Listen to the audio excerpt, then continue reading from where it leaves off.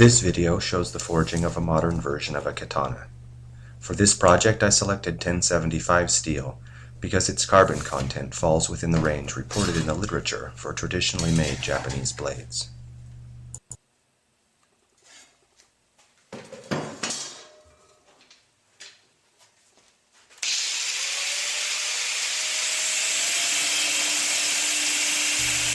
The bar I start with is 1 inch wide and 3/8 of an inch thick. I cut it to 34 inches, knowing that it will lengthen by about 10% during the forging process, and I will need to cut a little more off the tang later.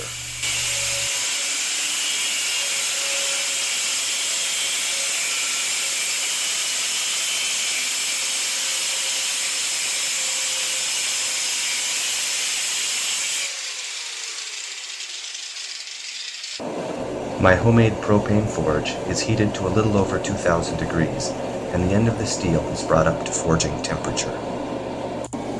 Japanese swordsmiths do what is called wet forging. As the hot steel comes in contact with the anvil, the water evaporates explosively, cleaning the surface of both the anvil and the metal. This prevents the accumulation of debris, which could end up being worked back into the metal. The first step in forging is the formation of a blank, or preform. The bar must be given a perfect, gradual taper, from 1 inch to 3/4 of an inch in width, and from 3/8 of an inch to 1/4 of an inch in thickness. I begin by working the point end. After tapering the point end, I work my way toward the tang. I make small, even hammer blows, taking great care not to overdo it. You can always thin it out a little more if you have to, but if you overdo it, you can't put metal back. Once the tapers have been roughed in, they are perfected by removing all high points. This is accomplished by laying the metal flat on the anvil and attempting to rock it like a teeter-totter. If a high point is found, the bar is flipped over and the high point reduced. My large surface homemade anvil is ideal for this.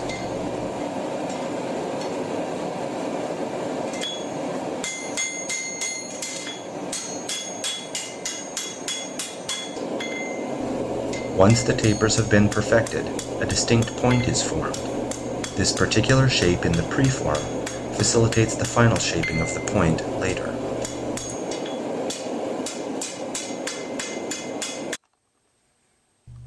Here is the finished blank.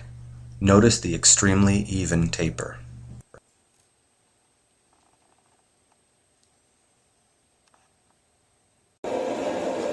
Now the bevels are laid in. Notice how the tip curves upward away from the developing bevel, creating a straight spine. Now it becomes clear why the point of the preform was shaped the way it was.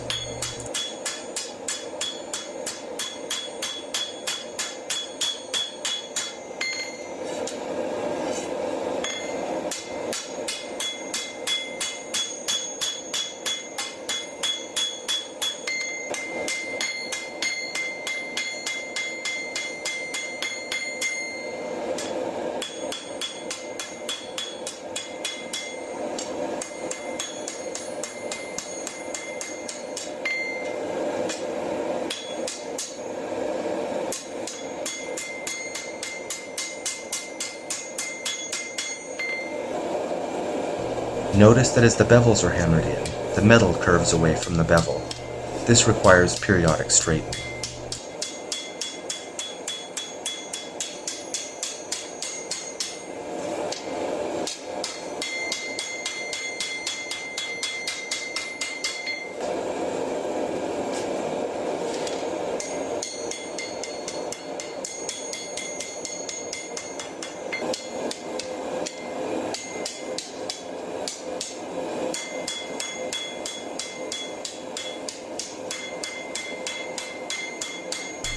After roughing in the bevels, I fine-tune them using my homemade bevel-forming spring instrument.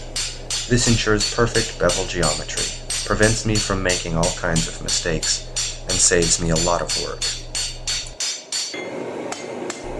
Once the bevels have been placed, I form the tang.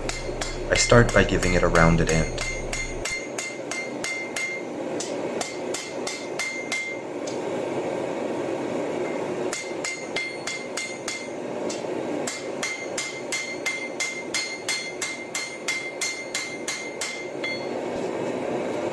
Then it must be tapered, beveled, and pre-curved.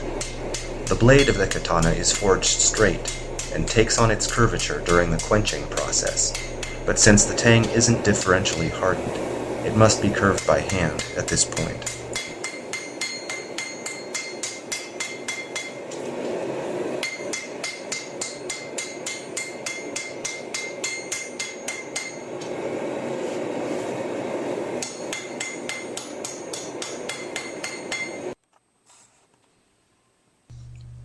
Here is the fully forged piece. The processes of filing and shaping, clay hardening, and polishing and sharpening will be shown in future videos.